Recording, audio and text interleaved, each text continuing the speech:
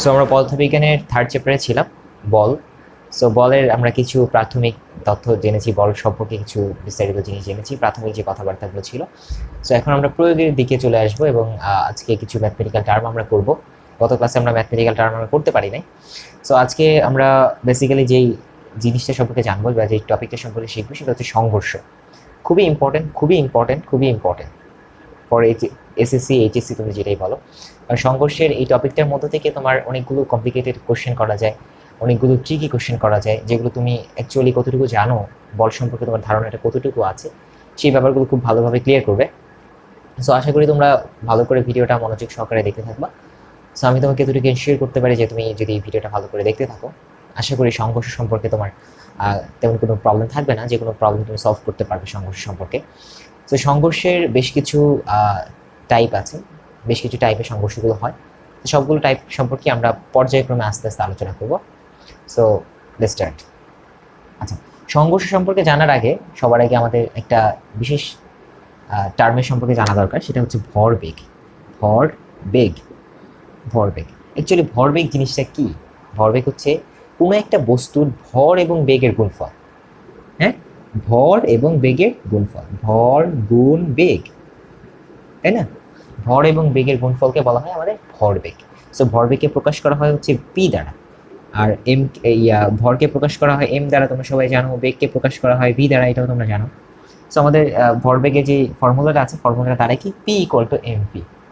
So এখন খুব গুরুত্বপূর্ণ একটা প্রশ্ন যে এটা, যে ভরবেগ এই জিনিসটা কি স্কেলার রাশি নাকি ভেক্টর রাশি?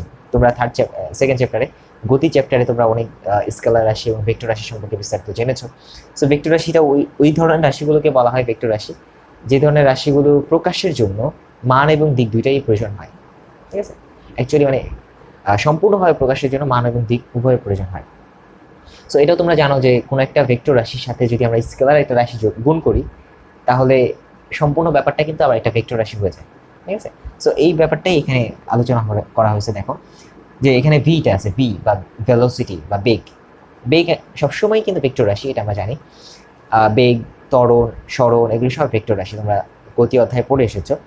সো এখানে বেগ, বেগ হচ্ছে একটা ভেক্টর রাশি, এটা ডিরেকশন দিয়ে আমরা প্রকাশ করি। সো বেগের সাথে এম, এম হচ্ছে একটা স্কেলার রাশি। ঠিক আছে, ভর, এটা হচ্ছে একটা স্কেলার রাশি, এটার জন্য আমাদের দিকের প্রয়োজন হয় না। সো একটা ভেক্টর রাশিকে একটা স্কেলার রাশি দিয়ে গুণ করলাম, তার মানে কি ভরবেগ একটা ভেক্টর রাশি হবে অলওয়েজ। আচ্ছা, সো এটা হচ্ছে কি আমাদের ভরবেগের ফর্মুলা। সো আমরা যদি শুধুমাত্র মান নিয়ে চেষ্টা করি বা মান নিয়ে চিন্তা করি, তখন আমাদের কি হবে? P equal to m v, কোনো ডিরেকশন নাই। যখন আমরা ভেক্টর রাশি মান এবং দিক উভয় নির্ণয় করতে যাব, তখন আমাদের বেসিক্যালি এই সূত্রটা লাগবে। ভেক্টর ফরম্যাটে যে সূত্রটা আছে সেই সূত্রটা লাগবে। সো এসএসসি লেভেলে খুব বেশি একটা প্রয়োগ এটা নাই, ম্যাক্সিমাম প্রয়োগ হচ্ছে এটার ক্ষেত্রে, p equal to m v. So ভরবেগের প্রয়োগটা আসলে কোন দিকে? ভরবেগের প্রয়োগটা কোথায়?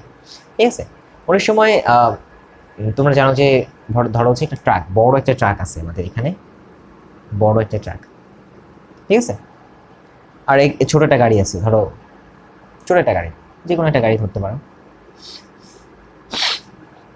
সো তোমরা জানো যে মানে ছোট একটা গাড়ি, এটা মোটামুটি স্পিড অনেক ভালো হয়, 150-200 হয়ে যায় ম্যাক্সিমাম ক্ষেত্রে। একটা ট্রাকের গতি কিন্তু এত বেশি হয় না। ঠিক আছে, বেশি হলে 80-100 এরকম হয় আর কি ম্যাক্সিমাম ক্ষেত্রে। কিন্তু আবার এটাও দেখো যে একটা ট্রাকের মধ্যে যতটুকু পাওয়ারফুল ইঞ্জিন ব্যবহার করা হয়, একটা গাড়িতে কিন্তু তার থেকে অনেক কম একটা পাওয়ারফুল ইঞ্জিন ব্যবহার করা হয়, তাই না? কিন্তু ওই কম পাওয়ারফুল ইঞ্জিন দিয়েই কিন্তু সে প্রায় 150-200 গতি উঠায় ফেলে, তাই না? আর ট্রাকটা বেশি পাওয়ারফুল ইঞ্জিন থাকা সত্ত্বেও সে কিন্তু অত বেশি গতি উঠাতে পারে না। অনেক ট্রাক আছে অনেক গতি উঠায়, আমি সেই তর্ক বিতর্কতে চাচ্ছি না, আমি জাস্ট তোমাদেরকে সিম্পল একটা ধারণা দেওয়ার জন্য বা ভরবেগের ধারণা দেওয়ার জন্য এই উদাহরণটা টেনে আনছি। ঠিক আছে, চাকা ছাড়া গাড়ি তো হয় না, চাকা দিয়ে দিলাম। সো কেন একটা ট্রাকে বেশি ক্ষমতার ইঞ্জিন ব্যবহার করা হয়? এত বেশি ক্ষমতার একটা ইঞ্জিন ব্যবহার করার ফলেও কেন ট্রাকটা বেশি স্পিডে যেতে পারে না? এটার একদম পুরা বেসিক যে জিনিসটা আছে সেই জিনিসটা হচ্ছে ভরবেগ। কারণ ট্রাকটার মধ্যে ভর কিন্তু অনেক বেশি, পি ইকুয়াল টু এমভির ক্ষেত্রে কিন্তু ভরটা অনেক বেশি। ঠিক আছে, সো ভরবেগে যদি আমরা পরিবর্তন করতে চাই, তাহলে অনেক বেশি ভরকে বা অনেক বেশি ভর মানে তো বাধা অ্যাকচুয়ালি, সো অনেক বেশি বাধাকে সে মোকাবেলা করতে হয়। আর গাড়ির ক্ষেত্রে আমরা জানি যে ভর তুলনামূলক অনেক কম। ঠিক আছে, সো আমরা এটাকে অনেক বেগ দিলেও খুব বেশি একটা প্রয়োজন হয় না, মানে খুব বেশি একটা মানে ক্ষমতার ইঞ্জিনের প্রয়োজন হয় না। আমি যদি আবার অন্য একটা ভাবে তোমাদেরকে বোঝানোর চেষ্টা করি, সাপোজ ধরো এই ট্রাকটা এই গাড়িটা, ঠিক আছে, ট্রাকটা ধরো হচ্ছে 10 ms ইনভার্স বেগে যাচ্ছে, গাড়িটা ধরো স্থির অবস্থায় আছে, ঠিক আছে। সো কি হলো যে রাস্তায় মাঝ রাস্তায় হঠাৎ করে ট্রাকটা গাড়িটাকে ধাক্কা দিল। জেনারেলি তো বাংলাদেশ খুব ভালো, মানে বিশ্বের র্যাঙ্কিং এ উপরের দিকে ট্রাফিক অ্যাক্সিডেন্টের ক্ষেত্রে, ঠিক আছে। সো এই জিনিসটা তোমরা খুব ভালোভাবে ওয়াকিবহাল যে ট্রাফিক অ্যাক্সিডেন্ট হলে কি হয় না হয়। সো আমি একটা ক্রাইটেরিয়ার কথা বলি, যে ট্রাকটা যখন গাড়িটাকে ধাক্কা দেয় ম্যাক্সিমাম ক্ষেত্রে আমরা দেখি হচ্ছে গাড়িটা একদম পুরো দলামোচা হয়ে যায়, একদম প্রচলিত ভাষায় যদি বলি ভচকায়া যায়, ঠিক আছে। তো গাড়িটা কিন্তু এরকম ভাবে ভচকায়া যায়, কিন্তু ট্রাকটা কিন্তু খুব বেশি কিছু হয় না। কেন হয় না? কারণ হচ্ছে এই গাড়িটার, বা তোমরা দেখো ট্রাক যখন একটা গাড়িকে ধাক্কা দেয় তখন গাড়িটা মনে করো যদি খাল বিল বা আশেপাশে যদি কোনো নিচু জায়গা হয় একদম গাড়িটা উড়ে উড়ে চলে যায়, তাই না? কিন্তু ট্রাকটা কিন্তু জাস্ট একটা ধাক্কা দিছে। কেন? কারণ ট্রাকটার ভরবেগটা অনেক বেশি, পিটা অনেক বেশি, আর এই যে গাড়িটা আছে তার কিন্তু ভরবেগটা অনেক কম, সেজন্য হালকা ধাক্কা পেয়েই সে অনেক দূর চলে যায়, ঠিক আছে, বা অনেক স্পিডে চলে যায়। আর যেই ট্রাকটা আছে সে ট্রাকটাকে অনেক স্পিড, মানে অনেক বল প্রয়োগ করতে হয় তাকে হালকা একটু নাড়ানোর জন্য। সো আশা করি তোমরা ভরবেগ জিনিসটা কি এই জিনিসটা বুঝতে পারছো, যে ভরবেগটা হচ্ছে তুমি এভাবে বলতে পারো যে অ্যাকচুয়ালি একটা বস্তুকে টানা বা ঠেলা কতটা কঠিন বা সহজ এটাও কিন্তু প্রকাশ করে ভরবেগের মাধ্যমে, প্রকাশ করতে পারো। যার ভরবেগ বেশি তাকে টানা ঠেলা উভয়ই কঠিন, আর যার ভরবেগ মোটামুটি কম বা ভর মোটামুটি কম, টানা ঠেলা অনেক সহজ আর কি। যাই হোক, সো ভরবেগের সাথে খুব বেশি রিলেটেড সংঘর্ষ জিনিসটা। সংঘর্ষের টপিকে আমরা চলে যাই। সো সংঘর্ষের মধ্যে বেশ কিছু টাইপ হয়, সবগুলো টাইপ নিয়ে আমরা মোটামুটি আলোচনা করব। সো ফার্স্টে একটা টাইপ ধরো হচ্ছে এখানে একটা বস্তু, আচ্ছা এটার আগে আমি ফর্মুলাটা একটু ভালো করে বলে দিই। সো সংঘর্ষ যদি উচ্চারিত হয় তখনই আমাদের একটা এই ফর্মুলাটা চলে আসবে, m1u1 plus m2 u2 equal to m1 v1 plus m2 v2। সংঘর্ষ মানেই এই সূত্রটা, সংঘর্ষ মানেই এই সূত্রটা। সো এটার মধ্যে কার কি পরিচয়? m1 মানে হচ্ছে প্রথম বস্তু, 1 মানে হচ্ছে প্রথম বস্তুর ক্ষেত্রে, ঠিক আছে। এখানে আমাদের দুইটা বস্তু থাকবে, একটা বস্তু দুইটা বস্তু। সো যেখানে যেখানে 1 আছে সেটা হচ্ছে প্রথম বস্তুর ক্যারেক্টারিস্টিক শো করে, আর যেখানে যেখানে 2 আছে এটা ধরো সেকেন্ড বস্তু, এটা হচ্ছে প্রথম বস্তু। যেখানে যেখানে 2 আছে সেখানে সেখানে এটা হচ্ছে দ্বিতীয় বস্তুটার ক্যারেক্টারিস্টিক শো করে, ঠিক আছে। সো m1 মানে কি প্রথম বস্তুটার ভর, এখানেও m1 আছে প্রথম বস্তুটার ভর, m2 দ্বিতীয় বস্তুটার ভর, m2 দ্বিতীয় বস্তুটার ভর। সো u1 জিনিসটা কি? u1টা হচ্ছে সংঘর্ষের পূর্বে, সংঘর্ষের পূর্বে প্রথম বস্তুটার বেগ। যদি u1 কি সংঘর্ষের পূর্বে, সংঘর্ষের পূর্বে, ঠিক আছে, পূর্বে কি হয়? পূর্বে হচ্ছে বেগ কার? প্রথম বস্তু, প্রথম বস্তু, ঠিক আছে। u2 কি? u2 হচ্ছে সংঘর্ষের পূর্বে বেগ কার? দ্বিতীয় বস্তুর, ঠিক আছে।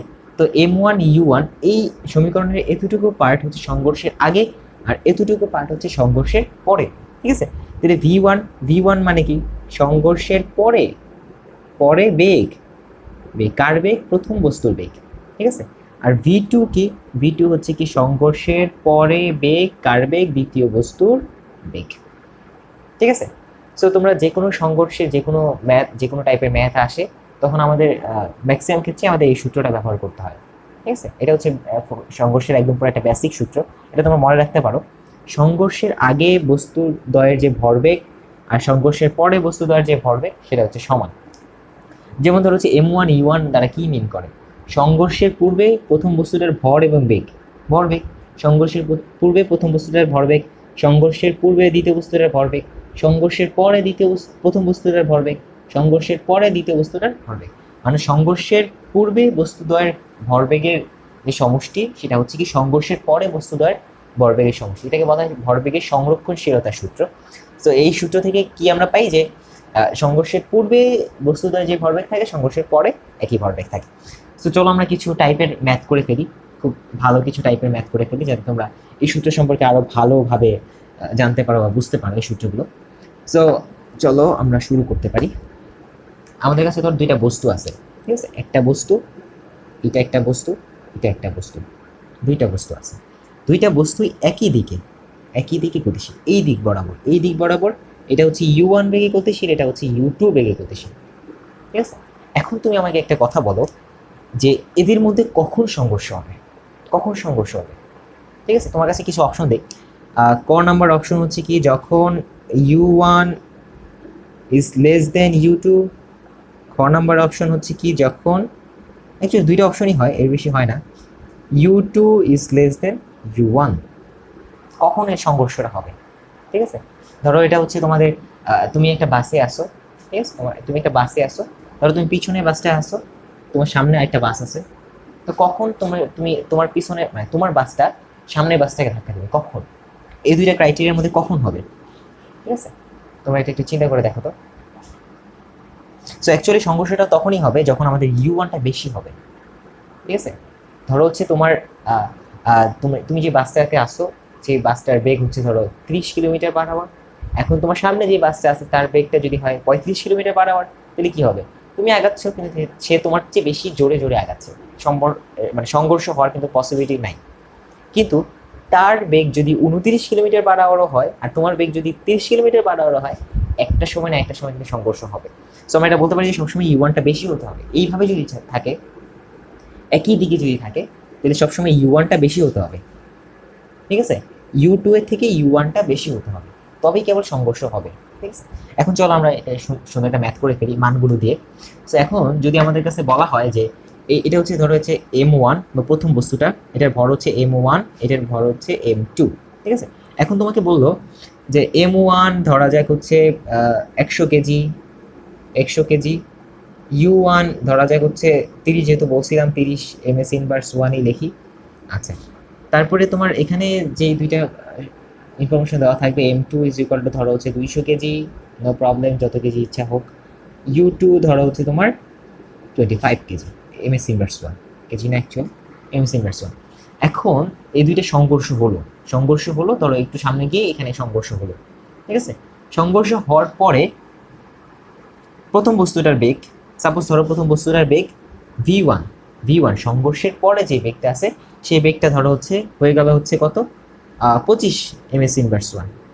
যে কোনো বেগ হতে পারে, আমি ধরে নিলাম এটা 25 ms ইনভার্স 1। এই তিনটা ইনফরমেশন এই বস্তু সম্পর্কে এবং এই বস্তু সম্পর্কে এই দুইটা ইনফরমেশন দেওয়া আছে। তো তোমার এটা সূত্র জানা, m1 u1 plus m2 u2 is equal to m1 v1 plus m2 v2।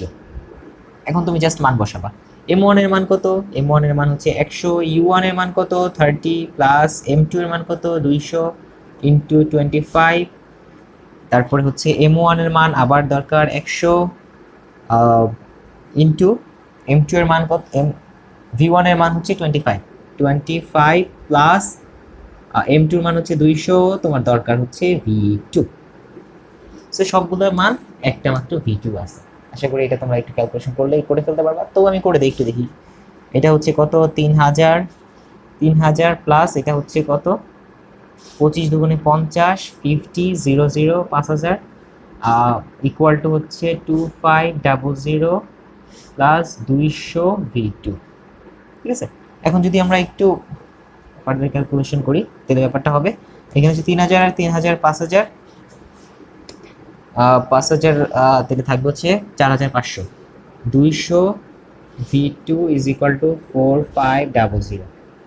আশা করি ক্যালকুলেশনটা ঠিক আছে।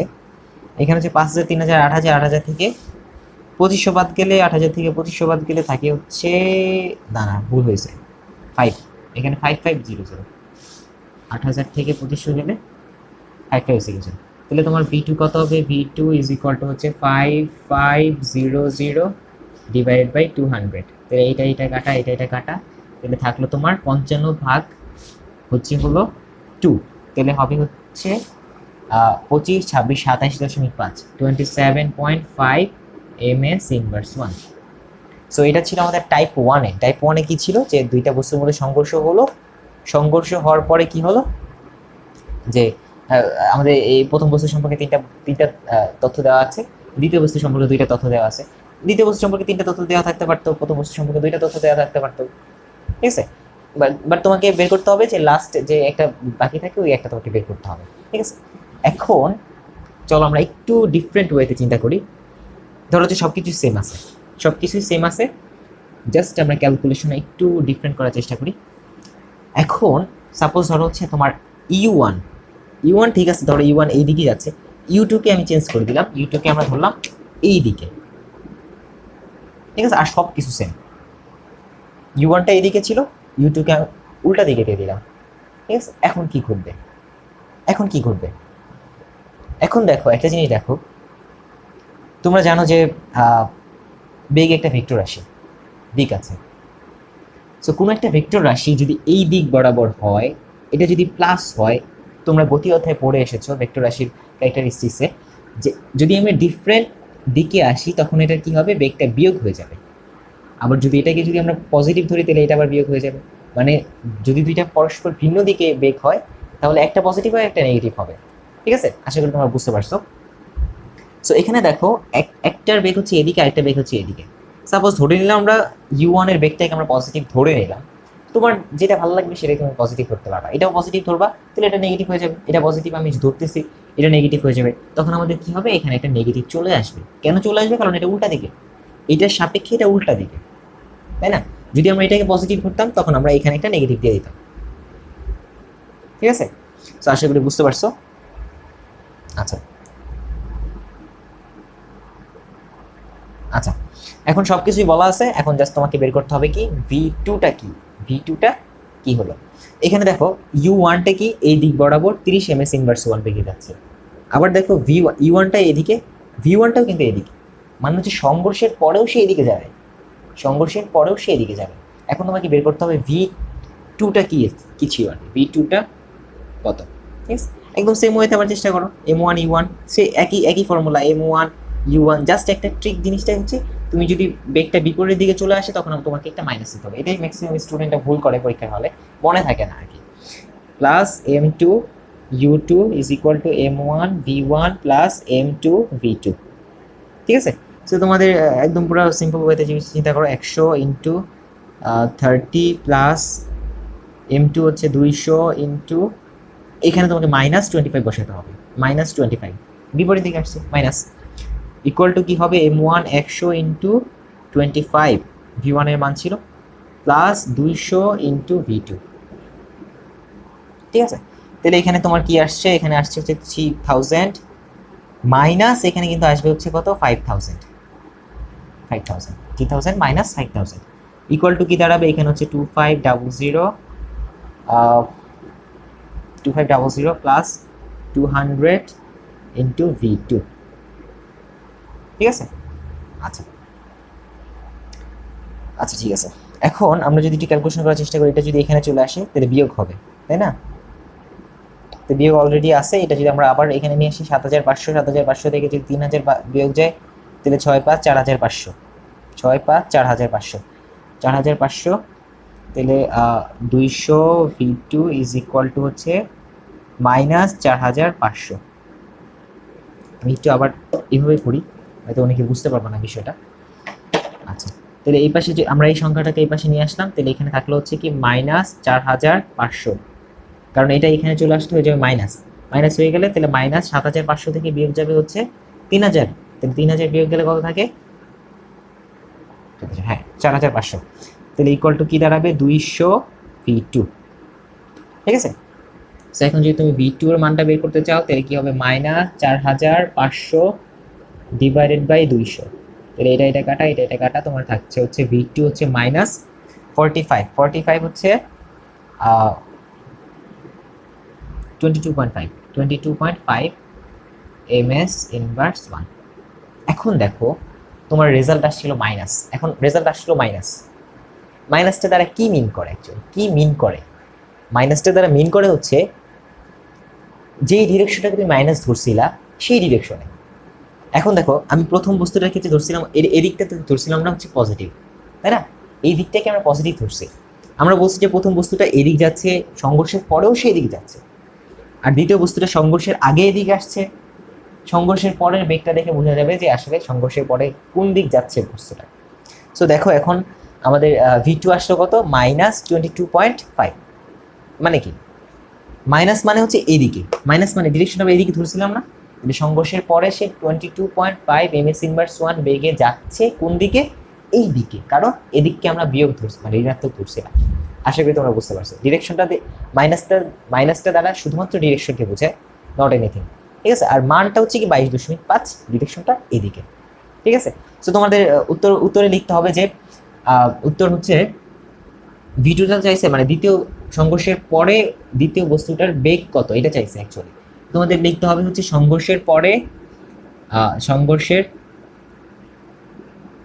সংঘর্ষের পরে ভালো করে খেয়াল করো, দ্বিতীয় বস্তুর বেগ কত 22.5 ms ইনভার্স 1। এখন বলো ভাইয়া তুমি কেন এটা দিলা না, মাইনাস দিলা না? ঠিক আছে, এখন এটার উত্তরটা হচ্ছে এরপরে আমরা লিখবো হচ্ছে ডিরেকশন। মান আমরা লিখলাম মান, এখন দিকটা লিখ। ঠিক আছে, মাইনাসটা দ্বারা কি বোঝায়? অ্যাকচুয়ালি দিকটা বোঝায়। এখন আমরা এটা লিখে ফেলবো, এবং দিক দ্বিতীয় বস্তুর আদি দিক। আচ্ছা, দিক হচ্ছে কি দ্বিতীয় বস্তুর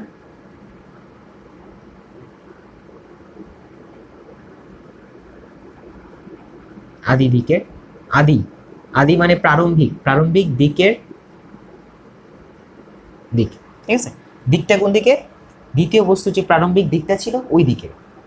ঠিক আছে, এই দিক বরাবর, মাইনাস দিক, ঋণাত্মক দিক বরাবর। আশা করি তোমরা বুঝতে পারছো, হয়তো আমি এত কথা বলতেছি, এটা একদম পুরো ভেরি মাচ কমন সেন্স, তোমরা এটা বুঝতে পারবে আশা করি। আচ্ছা, এরপরে চলো আমরা থার্ড টাইপে চলে যাই। দুইটা টাইপ আমরা দেখে ফেললাম। থার্ড টাইপটা হলো তোমাদের এখন বস্তু দুইটা সংঘর্ষ করবে। আচ্ছা, সবকিছু সেম রাখি, সংঘর্ষ করলো M1। আচ্ছা, এখন কি দিব? আচ্ছা, M1 কি ছিল? 100 ms, 100 কেজি। এটা বিভিন্ন হতে পারে। U1 ছিল কত? 30 ms ইনভার্স 1। এটা অনেক কিছু হতে পারে অ্যাকচুয়ালি। আচ্ছা, এইবার ভ্যারিয়েশনটা কোথায়? তোমাকে বলা হলো যে এবার সংঘর্ষ হওয়ার পরে, আমি একটু এঁকে দেখাই ব্যাপারটাগুলো কি ছিল। এই দুইটা বস্তু পরস্পর দুইটা বিপরীত দিকে আইসা এখানে সংঘর্ষ হলো, দুইটা বস্তু সংঘর্ষ হলো। এখন সংঘর্ষের পরে আমরা তখন দেখছি যে একটা বস্তু একদিকে যায়, আরেকটা বস্তু আরেকদিকে যায়। একদিকে গেলে প্রথম টাইপে যেটা দেখছিলাম একদিকেই যায়, কিন্তু দুইটা ভিন্ন বেগে যায়। ঠিক আছে, একটা এক বেগে যায়, আরেকটা আরেক বেগে যায়। ঠিক আছে, কিন্তু এখানে আমরা বলে দিলাম যে দুইটা সংঘর্ষের পরে একই সাথে যাচ্ছে, একই সাথে। সো এইটা যাচ্ছে কিভাবে? এইভাবেই যাচ্ছে। সংঘর্ষ হলো, দুইটা অ্যাটাচড হয়ে গেল, এবং সামনের দিকে যে আগাচ্ছে সেটা অ্যাটাচড হয়েই আগাচ্ছে। মানে আগাচ্ছে যখন এখানে আসছে তখন সে অ্যাটাচড অবস্থায় আছে, আবার যখন আগাচ্ছে তখন অ্যাটাচড অবস্থায় আছে। ঠিক আছে, তার মানে কি দুইটার বেগ হচ্ছে সমান, সমান। তখন আমরা সূত্রটা কিভাবে লিখবো? আমাদের যে আদি সূত্রটা কি ছিল? M1 U1 plus M2 U2 is equal to কি M1 V1 plus M2 V2। So আমরা কি বলছিলাম যে দুইটা বস্তু একই সাথে আগাবে মানে কি V1 এবং V2 সমান। সংঘর্ষের পরে দুইটা বস্তুর বেগ সমান, কারণ দুইটা বস্তু একসাথে আগাচ্ছে, বেগ দুইটা সমান। তাহলে V1 ইকুয়াল টু V2 একই জিনিস। V1 ধরে নিলাম, V1 ইকুয়াল টু V2 ধরে নেওয়া না, কি একসাথে আগাচ্ছে। তবে প্রশ্নে বলে দেওয়া হবে যে সংঘর্ষের পরে বস্তু দুটো একই সাথে আগাচ্ছে বা একসাথে, মানে বেগ দুইটা বস্তুর বেগ সমান। তখন কি হবে? V1 equal to V2। আমরা এই দুইটার পরিবর্তে লিখতে পারি ইকুয়ালটা আমরা ধরি হচ্ছে V1 equal to V2 equal to V, তিনটা সমান। তাহলে আমরা এখানে কোনো 1 আর 2 লিখলাম না, শুধুমাত্র V লিখলাম। বেগ দুইটা তো সমানই, তাই না? তো এটাকে পরের লাইনে লেখা যায় কি, যে ভিটাকে যদি আমরা কমন নেই তাহলে M1 প্লাস M2 এটা লেখা যায় না? ভিটাকে যদি আমরা কমন নেই, তো সংঘর্ষের পর যখন প্রশ্নে বলা থাকবে যে সংঘর্ষের পরে দুইটা বস্তু একই বেগে যাচ্ছে, তখন আমরা সরাসরি এই M1 V1টা না লিখে সরাসরি এটা লিখবো, কারণ এক্ষেত্রে আমাদের বেগটা সমান, বেগটা একই। তখন আমরা M1 V1 plus M2 V2 পরিবর্তে লিখবো হচ্ছে কি V into M1 plus M2, দুইটা হচ্ছে V। কীভাবে আসছে আমি একটু আগে দেখাইছি। ঠিক আছে, আচ্ছা, এখন তুমি জাস্ট ক্যালকুলেশন করো। তোমাকে এখন বলবে, মানে প্রশ্নে চাইবে যে সংঘর্ষের পরে বস্তুদের বেগ কত, বা ভিটা তোমাকে চাইবে, বা অনেক কিছু চাইতে পারে। এটাও বলা হতে পারে যে সংঘর্ষের পরে বস্তুদ্বয় একই সাথে একই বেগে যাচ্ছে। ঠিক আছে, একই বেগে যাচ্ছে, এবং বেগটা ধরো তোমাকে 2 ms ইনভার্স 1 বা 3 ms ইনভার্স 1 এটা বলে দেওয়া হলো। এখন তোমাকে U1 বা U2 যেটাই ইচ্ছে তোমাকে চাইতে পারে। ঠিক আছে, এখন আমরা ধরে নিই আপাতত আমাদেরকে V চাওয়া হয়েছে, V ইকুয়াল টু 1 এটা আমাদেরকে চাওয়া হয়েছে। তো M1 এর মান কত? 100। সেম হিসাব 25 প্লাস m2 হচ্ছে 200 আর u2 হচ্ছে কি -25 কারণ বিপরীত দিকে, ঠিক আছে, ইজ ইকুয়াল টু কত, m1 হচ্ছে 100 প্লাস 200 p, ঠিক আছে। সো এখানে কি আসে আমাদের, আমাদের আসে হচ্ছে এখানে 2500 মাইনাস 5000 ইকুয়াল টু হচ্ছে 300 পি, তাই না? আচ্ছা, তাহলে এখানে থাকে হচ্ছে -2500, তাহলে V equal to 300, V equal to হচ্ছে -2500, দেখা যায় না ক্যামেরাতে?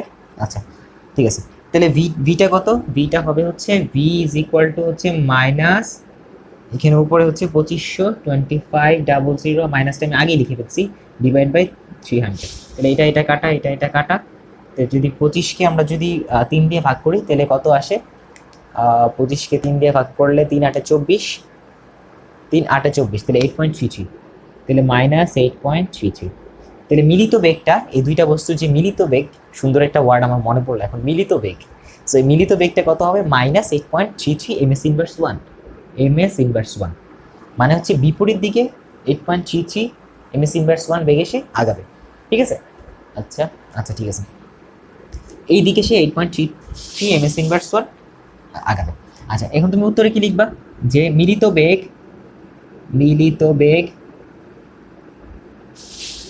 বেগ হচ্ছে 8.33 ms ইনভার্স 1 এবং এটি দ্বিতীয় বস্তুর, এটির দিক দ্বিতীয় বস্তুর আদি দিকে, আদি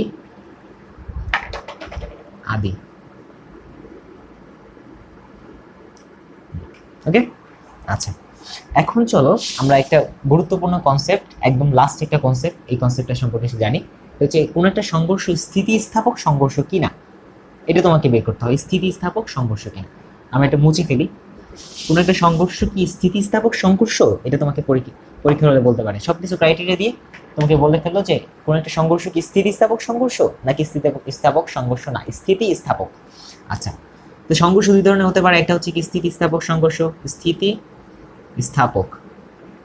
স্থাপক সংঘর্ষ, আর এটা হচ্ছে অস্থিতিস্থাপক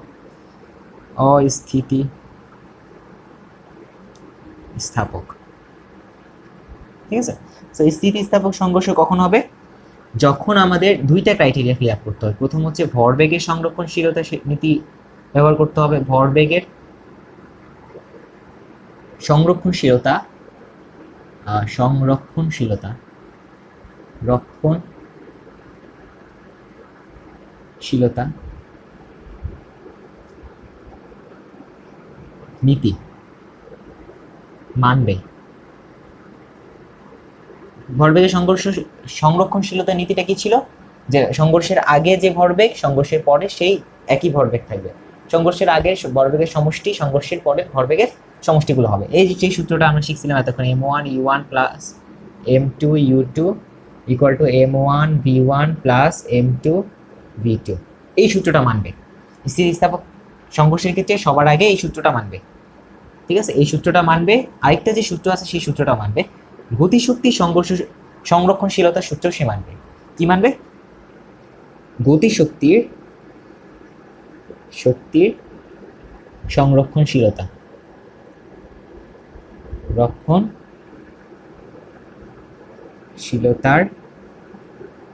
নীতি মানবে। গতিশক্তি সংরক্ষণশীলতার নীতিটা কি, যে এখানে আমরা কি দেখছিলাম, ভরবেগের সংরক্ষণশীলতা নীতির ক্ষেত্রে সংঘর্ষের আগে ভরবেগগুলোর সমষ্টি, সংঘর্ষের পরের ভরবেগগুলোর সমষ্টি। তো গতিশক্তি সংরক্ষণশীলতার সূত্র হচ্ছে ওই রকমই, সংঘর্ষের আগে মোট গতিশক্তি, সংঘর্ষের পরে মোট গতিশক্তি। তো আমরা অস্থিতিস্থাপক একটু পরে লিখি। তো আমরা গতিশক্তি মানে কি জানি, গতিশক্তি ইকে ইজ ইকুয়াল টু জানি হচ্ছে হাফ এম ভি স্কোয়ার। তাহলে এখানে এমটা কি ভর, বেগ, ভিটা কি বেগ, আর এটা হচ্ছে ভর। সো একটা বস্তু ধর, দুইটা বস্তু, এটা ধরো একটা বস্তু, এটা একটা বস্তু, ঠিক আছে, এটা সংঘর্ষের, এটা m1, এটা হচ্ছে m2, সংঘর্ষের আগে বেগ হচ্ছে কত u1, সংঘর্ষের আগে বেগ হচ্ছে u2 দ্বিতীয় বস্তুর, আর সংঘর্ষের পরে এটা বেগ হচ্ছে v2 আর এটার বেগ হচ্ছে v1 সংঘর্ষের পরে, ঠিক আছে। সংঘর্ষের পরে হচ্ছে v1 v2, সংঘর্ষের আগে হচ্ছে u1 u2, ঠিক আছে। আমি বস্তুটাকে একটু আলাদা করে ফেলি। আচ্ছা, আর ভর হচ্ছে কি m1 এবং m2। এখন দেখো সংঘর্ষের আগে বস্তুদ্বয়ের মোট গতিশক্তি দিলে কি হবে? মোট গতিশক্তি হবে হচ্ছে হাফ mu1 স্কোয়ার। এটা মানে হচ্ছে সংঘর্ষের আগে প্রথম বস্তুটার গতিশক্তি। এটা হচ্ছে কি ভর, এটা হচ্ছে কি বেগ। প্রথম বস্তুটার বেগ কি ছিল u1, সংঘর্ষের আগে দেখো এই সূত্রটির সাথে মিলা দেখো হাফ m1 u1 স্কোয়ার, এটা সংঘর্ষের আগে প্রথম বস্তুটার গতিশক্তি plus half m2 u2 square. এটা দ্বারা কি বোঝায়? সংঘর্ষের আগে দ্বিতীয় বস্তুটার গতিশক্তি, ঠিক আছে, ভর ইনটু বেগের স্কোয়ার। এখন সংঘর্ষের পরে কি হবে? Half m1 v1 square, half m1 v1 square. এটা দ্বারা কি বোঝায়? সংঘর্ষের পরে প্রথম বস্তুটার গতিশক্তি, ঠিক আছে, mv স্কোয়ারের সূত্র অনুযায়ী plus half m2 v2 square. এটা হচ্ছে কি সংঘর্ষের পরে দ্বিতীয় বস্তুটার গতিশক্তি, ঠিক আছে। আশা করি তোমরা এটা ব্যাপারটা বুঝতে পারছো। সো এই সূত্রটা যে মানবে সে কি মানলো? যে গতিশক্তি সংরক্ষণশীলতার নীতি সে মানলো। মানে হচ্ছে সংঘর্ষের আগে মোট গতিশক্তি, সংঘর্ষের পরে মোট গতিশক্তি। এই সূত্রটা তোমাদের কাছে পরিচিত কিনা আমি জানি না, তবে গতিশক্তির ফর্মুলাটা হচ্ছে এটা, ঠিক আছে। এটা তোমরা এখন যদি অপরিচিত থেকে থাকে তাহলে এখন এটার সাথে পরিচিত হয়ে নাও যে গতিশক্তি মানে হচ্ছে হাফ ইন্টু ভর ইন্টু বেগ স্কোয়ার। তাহলে প্রথম বস্তুটার সংঘর্ষের পূর্বে বেগ কত ছিল? u1, এটার স্কোয়ার। দ্বিতীয় বস্তুটার সংঘর্ষের পূর্বে বেগ কত ছিল? এটা হচ্ছে u2। তাহলে গতিশক্তি কত? হাফ m2 মানে হচ্ছে দ্বিতীয় বস্তুটার ভর, ঠিক আছে। তো এটা এই সূত্র এবং এই সূত্র, এটা হচ্ছে কি ভরবেগের সংরক্ষণশীলতার সূত্র, এটা হচ্ছে গতিশক্তি সংরক্ষণশীলতার নীতি। এই দুইটা নীতি যে মানবে সে হচ্ছে কি স্থিতিস্থাপক সংঘর্ষ, সে হচ্ছে কি স্থিতিস্থাপক সংঘর্ষ। আর অস্থিতিস্থাপক সংঘর্ষ কি হবে? সে ভরবেগের সংরক্ষণশীলতার নীতি সে মানবে, কিন্তু এটা সে মানবে না, ঠিক আছে, এটা সে মানবে না। যখন তুমি বেগগুলো বের করে ফেলতে পারবা, বেগগুলো বের করে ফেলার পরে দেখবা যে left hand side right hand সাইডের সমান হচ্ছে না, তখন তুমি এটাকে বলবো হচ্ছে এটা অস্থিতিস্থাপক সংঘর্ষ। আর যখন লেফট হ্যান্ড সাইড এবং রাইট হ্যান্ড সাইড এই সূত্রটা লেফট হ্যান্ড সাইড এবং রাইট হ্যান্ড সাইড মিলে যাবে, তখন এটা বলবো তোমরা স্থিতিস্থাপক সংঘর্ষ।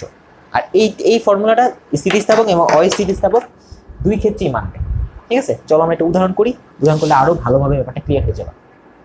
আচ্ছা, খুব তাড়াতাড়ি উদাহরণটা করতে হবে, অনেক সময় হয়ে গেছে। আচ্ছা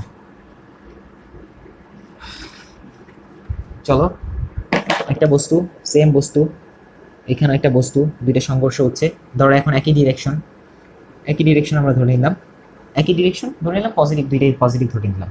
আচ্ছা, এটা হচ্ছে কি m1 is equal to 100 KG, ঠিক আছে। u1 ইজ ইকুয়াল টু হচ্ছে 30 ms ইনভার্স 1। একদম পুরো আগের মতো করে করার চেষ্টা করি, কারণ সহজ হবে। আগের ক্যালকুলেশনগুলো মুখস্থ আছে তো, করতে মুখস্থ হয়ে গেছে। m2 ইকুয়াল টু হচ্ছে 200 কেজি। এটা বিভিন্ন ধরনের মান হতে পারে, ডিপেন্ডস অন ইউর টিচার। তাহলে u2 ইকুয়াল টু হচ্ছে 25 ms ইনভার্স 1, ঠিক আছে। আর এখানে v1টা ধরো হচ্ছে বলা আছে, v1টা হচ্ছে ধরো 25 বা 20 ধরি, একদম পুরো 20 ধরি, 20 ms ইনভার্স 1। এখন তোমাকে প্রশ্ন করা হলো যে ধরো গতে প্রশ্ন করা হলো v2 কত, ঠিক আছে। আর ঘতে প্রশ্ন করা হলো যে সংঘর্ষটি কি স্থিতিস্থাপক, সংঘর্ষটি কি স্থিতিস্থাপক।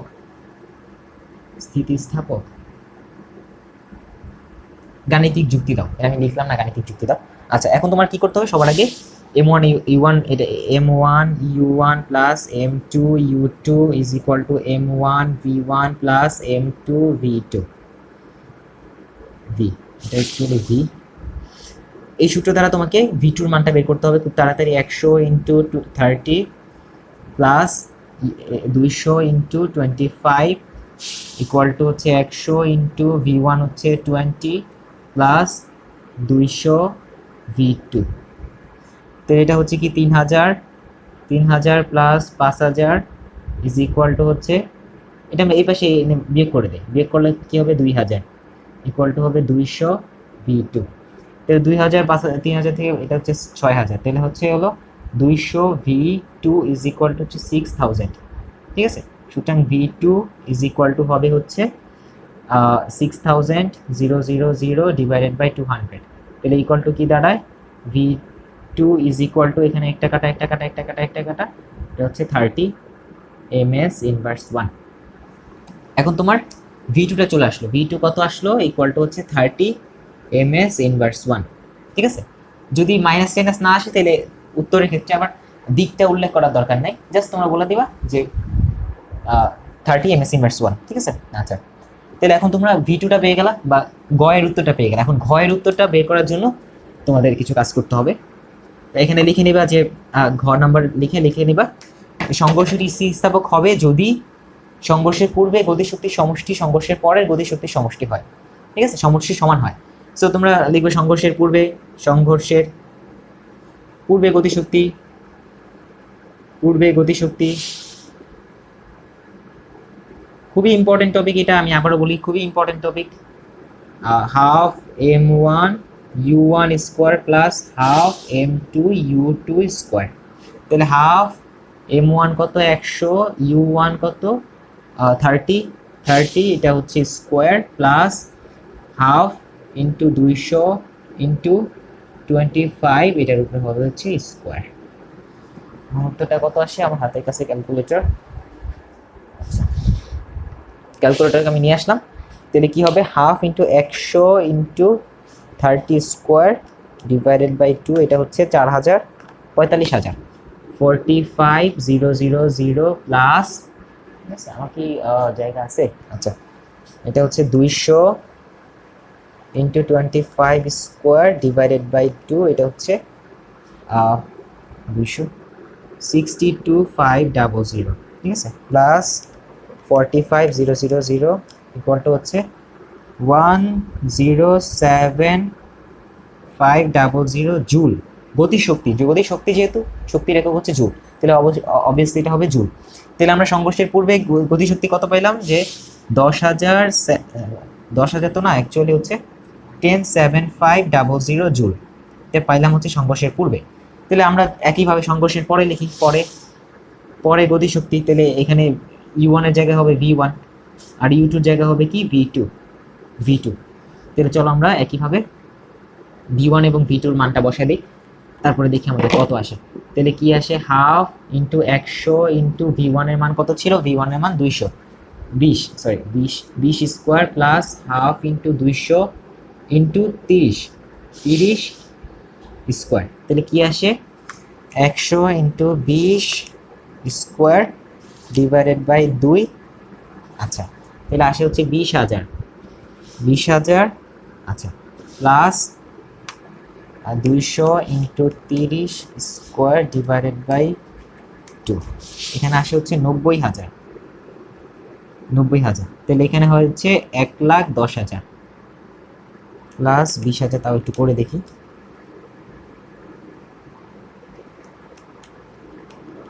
আচ্ছা, 1,00,000 একটা 2 3টা, হ্যাঁ 2,000 জোর। আচ্ছা, তাহলে সংঘর্ষের পূর্বে কত ছিল? 1,07,500 জুল। সংঘর্ষের পরে কত হলো? 1,10,000 জুল। তাহলে কি হলো না যে সংঘর্ষের আগের গতিশক্তি, আচ্ছা দেখি, আচ্ছা সংঘর্ষের আগের গতিশক্তি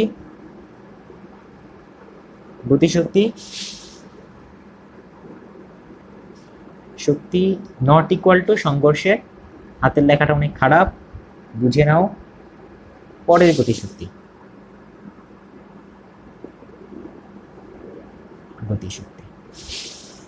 ঠিক আছে, এই জিনিসটা হলো না, তাই এই জিনিসটা, এই সংঘর্ষটা কি স্থিতিস্থাপক সংঘর্ষ না। অনেক কষ্ট করে অনেক বড় একটা ভিডিও হয়ে গেছে। যাদের ধৈর্য এত দূর পর্যন্ত আসছে, আমি তোমাদেরকে গ্যারান্টি দিয়ে বলতে পারি সংঘর্ষ রিলেটেড যে কোনো প্রশ্নের উত্তর তোমরা এখন পারবা। ঠিক আছে, সো আজকের মতো এখানেই থাকুক, বাই বাই। আর ইম্পর্টেন্ট কথা হচ্ছে, গ্রুপে তোমরা মেম্বার অ্যাড করতে থাকো, ইনভাইট করতে থাকো। আমরা অনেক ভালো একটা কমিউনিটি হব এবং আমরা অনেক ভালোভাবে আমাদের নিজেদের প্রবলেমগুলো সলভ করতে পারবো, এটাই কামনা করি।